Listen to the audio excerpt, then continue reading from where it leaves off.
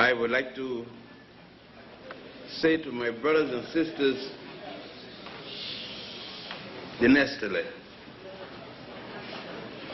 I give you an Ethiopian greeting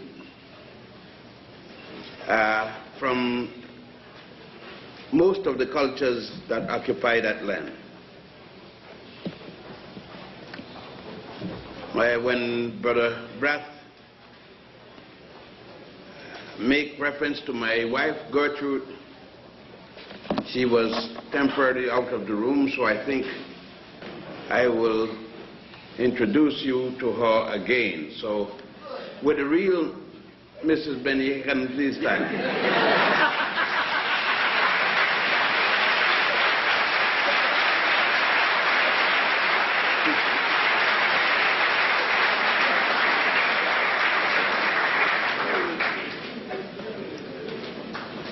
I'm traveling tonight with a very good friend of mine, and I know most of you would be lost for word when I introduce him and his title. The Reverend SAAMR Brown is a friend of mine and a Baptist minister. SAAMR Brown.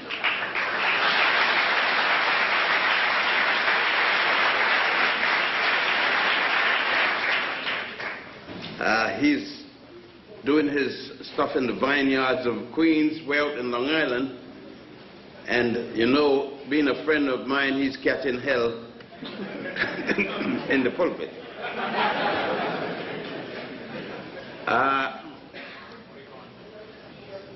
What I'm doing now, after 53 years, starting in 1939, isn't accidental, and at the same time, I did not plan it this way. I was warned by my father that what I was doing as a youngster could only result in one of two things. And my father then told me, you don't take a job if you're going to be a gambler. There is no successful gambler working. If you're a gambler, you must spend all of your time to understand the tricks and charnies of gambling. You can't waste time and working.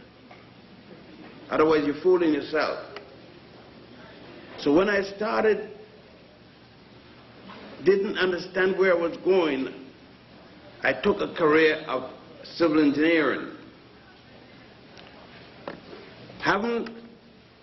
That hadn't given me what I was looking for in my inner self, and at the time I wasn't even conscious of it. I turned to anthropology, cultural anthropology. That still did not meet my need, and I went into Moorish history. None of these things satisfied my need, and then I went to my father's first profession, law. Neither of these things satisfied my inner need, but they gave me a preparation in order to fight what was to come way up the road. And so it is that I had a last qualification to make. And that was to decide whether I was going towards money or whether I was going towards a struggle. And probably at the time when I started, I probably was not too clear on which way I had to go. So like any other young man, there were times in my youth when I too saw the flashiness of a car and thought that it meant something other than transportation. Clothing and everything else. And I made quite a few mistakes in those days. But things start to gel when I realized there was a sharp distinction between going towards wealth and going towards a peace of mind. And quite early I made the decision that sometimes you have to take the route of the peace of mind, but the peace of mind did not necessarily mean the comfort of not paining. To have the peace of mind meant to go to jail, it meant to be spat at and on, it meant to be shot fired to you, your car attacked, your person, and family problems. But the peace of mind came that while you were in jail, you could sleep, unless they were purposely at the time harassing you physically. And I had all of those experiences. The ultimate and last point of this came in the entire month of August with the Egyptian experience I had, because the Egyptian government and many of its officials anticipated my mind, though my actions did not give away my mind. The Egyptian government summarized, or members within it summarized, that my total behavior from 1939 until 1991 was because of my commitment to my people, the Nubians. And that they felt that anyone dedicated so to their people will probably do anything in that effort to free their people.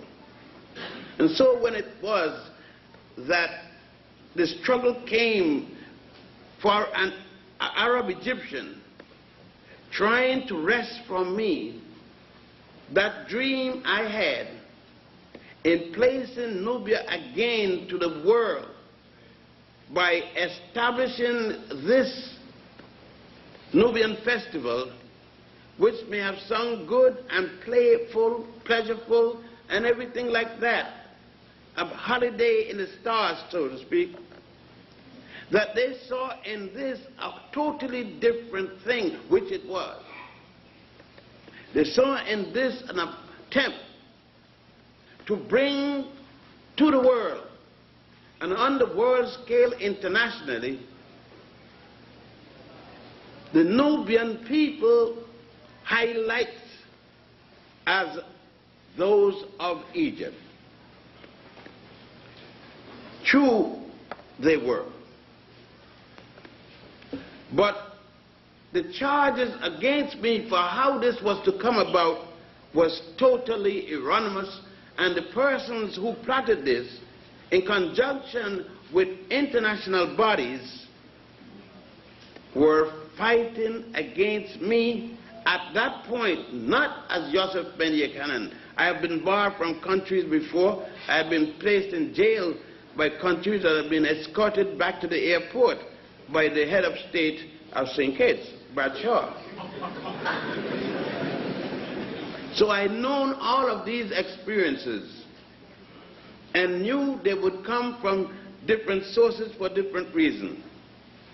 But what was the primary reason that I had reached this point? So I never asked, why me? I never asked the question, and I will never ask the question, why not me? For what I was engaged in doing and will be continuing to do when I return to Egypt on the 19th of October cannot be stopped. And someone asks, how you mean it can't be stopped? You're a human being, you could die like anybody else. Well, if I die, I will die either by a gun, a knife, or just calmly die in some black woman's hands. I mean,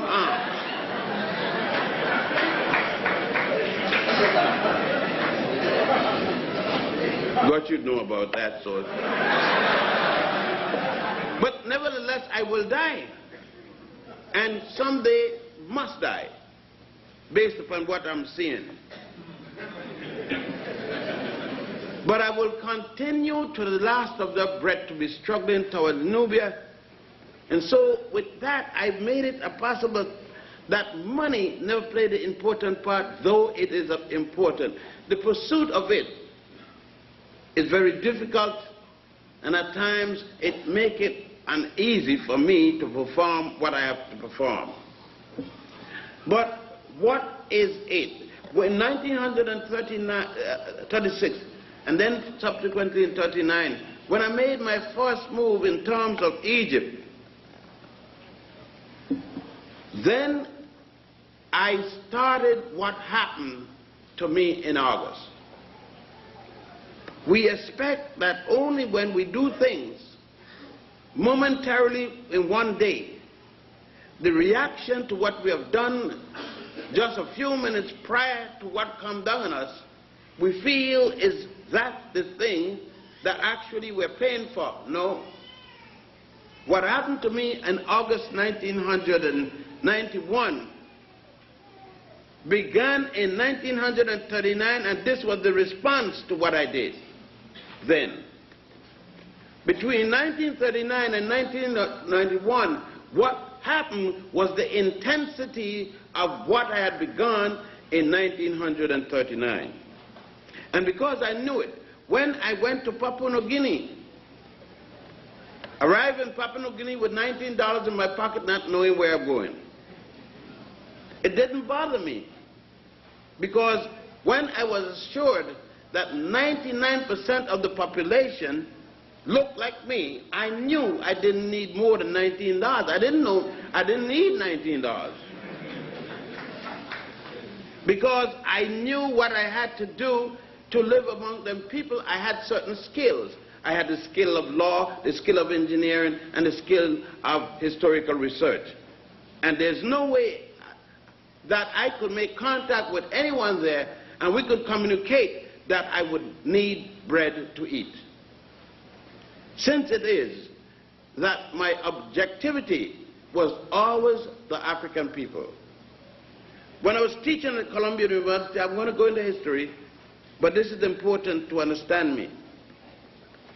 I was simultaneously lecturing 2 blocks from here, exactly, on the southwest corner of 125th Street, right in front of the chock full of nuts.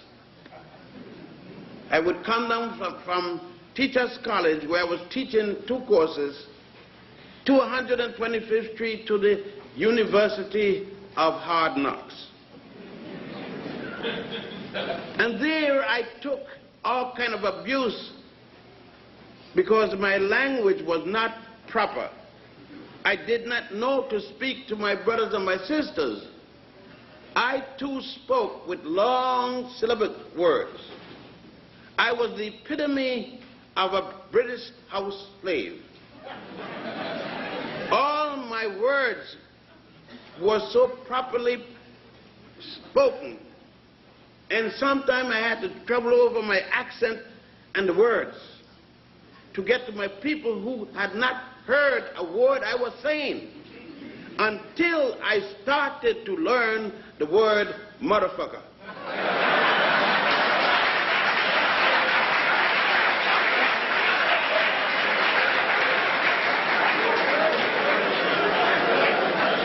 When I learned to say that and to speak it with all the strength and vigor, as against a gentleman who mates with his partner, I had no one to understand me. And then I learned something in the Christian church. I spoke the language of the people. Some of you can't stand it, of course, as the people, but for the first time I was able to communicate with all of my people, those in the big house and those on the plantation. Previous to that, I was communicating solely with the big house. And the big house could not hear me because what I had to say was not for the big house. What I had to say was for the audience here and the rest of the audience like you. I wanted to bring what I saw in Egypt to the average African man, woman, and child, because I know that what I had was a liberating device.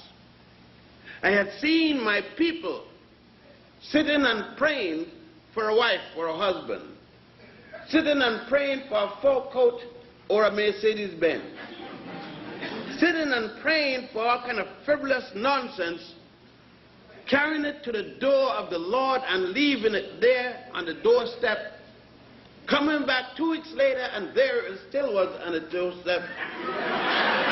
And I realized that the answer, though theosophy and religion has its value, it is not the way with it all. For I realized that the minister would be never, if going to the Lord in prayer was really the thing, hardly a minister would have been in the pulpit. I knew all that. I knew that what my people believed in was what Carter G. Woodson admonished us not to go in, because it resulted in what he said at that time, the miseducation of the Negro. Marcus Messiah Garvey, whose son is here with us, one of the two, was a man who I looked at with a reverence not less than my own biological father. And I remember in his teachings way down there when I grew up in the Virgin Islands and Puerto Rico, he asked the question, what is an education? For what purpose? He said, it's not necessarily what you take in. For more than often, you will have to let that same thing out. I'm paraphrasing, of course. And it had an impact on me. And what was the impact then? Was to have a knowledge, to know something, to see your people struggling for that knowledge, which is theirs, to see them being Pavlov eyes, like Pavlov dog, and not being able to recognize that we are going down the aisle.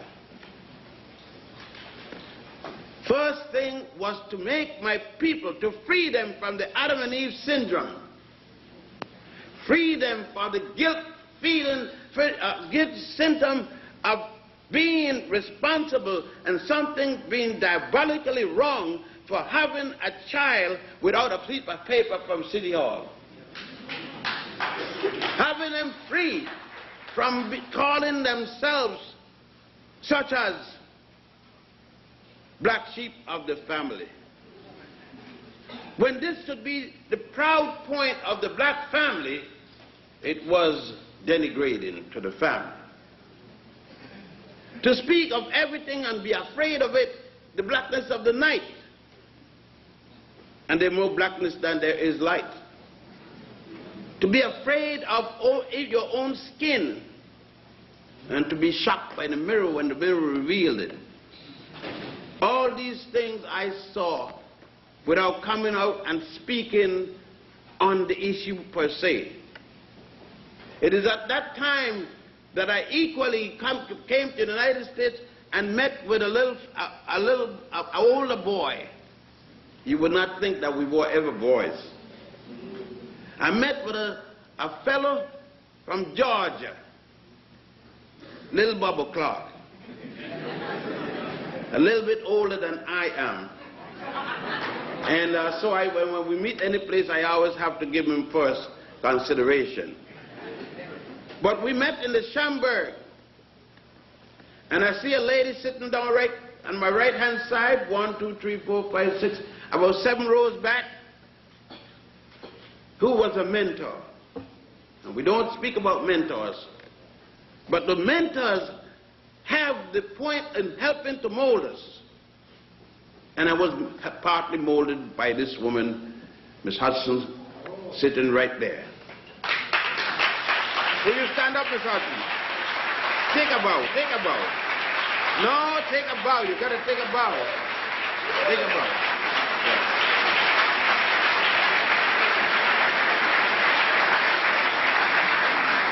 I had to, because you claim how beautiful the Schomburg is, and that's what I'm talking about. What a beautiful place, what an intellectual place, everything about it. And of course, we give honor to Brother Otto Lanza Schomburg and others. But I am a living witness for the many, many nights till 2 o'clock in the morning, 3 o'clock in the morning, coming back from meeting with that young lady there, going home by herself towards the Hudson River, trying to get what you now got there. So I think that the old building, at least the old building, should carry Jean Hudson's name.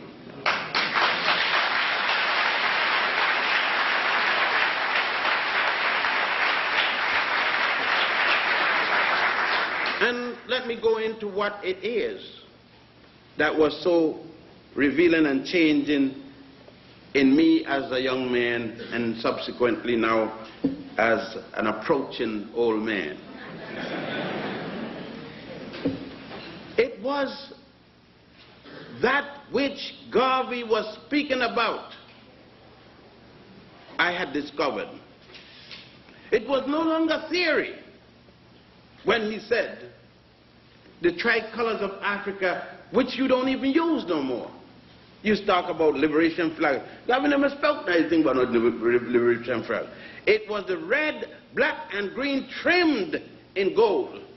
And when I went in the tombs and temples of Egypt and saw the red, black, and green, 5,000 years before Jesus, when I went there in tombs and saw red, white, and blue, also was another symbol in ancient Egypt.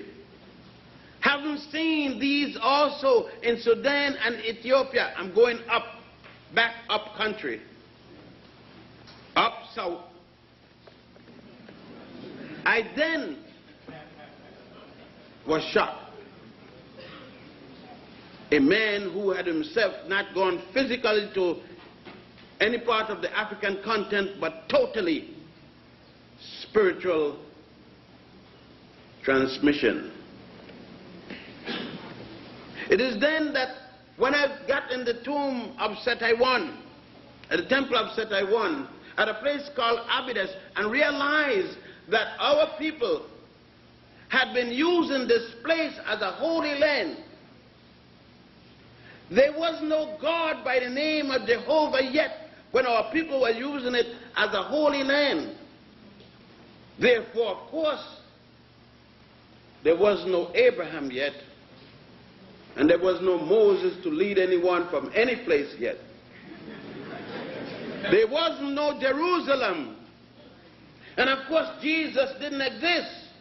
Not on the tongue of anyone. No one knew the name. And it was the Holy Land of my people. And there was no Bethlehem. No Allah existed. And therefore no Muhammad ibn Abdullah. And therefore no Mecca. Not even Medina. And then I further started to think beyond doing just the research. And other things started to come to me, and another damning thing came to me was the concept of the Immaculate Conception. As I walked through that temple and stumbled into the room and looked and see an erected penis perpendicular to the body of the image of the person being there. And by that time, knowing to read enough to understand what was going on in this, I noticed it was the resurrection And I thought for the longest while when I heard that the resurrection of Jesus was a spiritual resurrection. It has nothing to do with something physical. But here was a rite of Cyrus with both a spiritual and a physical resurrection. And the symbol of resurrection was the penis of a man, that the ancient Africans were not afraid to use their sexual organ symbolically to express point. I had seen this in other temples as I looked at goddess Mut, stripped naked, and the text saying, goddess Nut, exposing heaven to the world, her vagina. And I had heard of the word heaven, and I was taught to look up in the sky, especially when the big clouds pass. I had been in heaven. I had come out of heaven one day on December 31st, and didn't even know I'd been in heaven.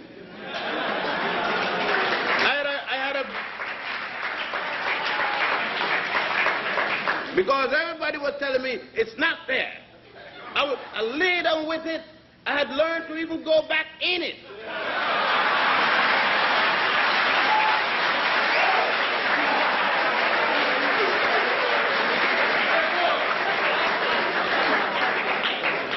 And I was ashamed to know that millions of brothers couldn't recognize heaven, and that's why they were beating it with clubs, kicking it, kicking heaven full of new birth. Couldn't even recognize heaven. And I'd even call the products of heaven bastard, illegitimate, and so forth. This kind of news had to be told. But who's going to listen? Who's going to listen when they are already reached the epitome of what my brother had said in the miseducation of the Negro? Further, as I examine the whole basis for our living, understanding the concept of spirituality, understanding for the first time that our people bring to the world the concept of a soul, but not only a soul, the concept of the law of balance, the law of opposites. That law was fundamental and never once could be upset. Our people had even carried into the concept of balance the law of opposite, and showed that just like we are seeing melanin today, our people had seen it way back there in the concept of balance. It was hard to put these things I was now seeing as my pick and shovel dug into the earth and the blisters came. There was no time to worry about the blisters, because the information that was being revealed was something that I found to be my greatest difficulty. Because what now that I've got this, who am I going to tell that can understand me? Can I tell my mother? No. She was a midwife and should have, but her background, her training. Could I tell my father? No. Though he encouraged me, because neither of the two could understand because of the background. How now would I tell my people? I realized that when I went to the street in Harlem, it was not the first time, because in Puerto Rico I had gone to the street with Don Albizu Campo. I had been in jail in 1935 with the black shirts in Puerto Rico at the university. I had gone to the street to tell people whatever way, because I was not interested in the title intellectual. Today, when people condemn me for not being an intellectual of the PhD type, They think that they're bothering me. They don't. I've given up. I surrendered the name last Saturday before last and at my lecture at First World. I gave it back. I turned it back. I don't need the damn thing. I didn't need it then. But I needed it. I couldn't go in certain places with my brother and sister. Hadn't I used that white man's certification, I would not have been able to get in. I no longer need it. But I refuse to use it on what I consider the epitome of the black man and particularly the black woman's value. Never did I put the PhD on my works because I refuse to let the white man certify what I am doing.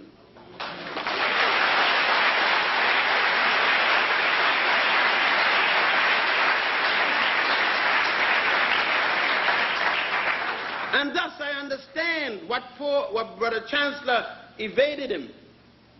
I understood because I've been there and I understand the browning of my people or the lightening of my people. I could look at my mother and see it. And I realized that I can't blame my people for their browning. Therefore, the light one among my people and the dark one among my people had to be treated equally because they were not responsible for what happened to them by the Arab slave trade or the European slave trade.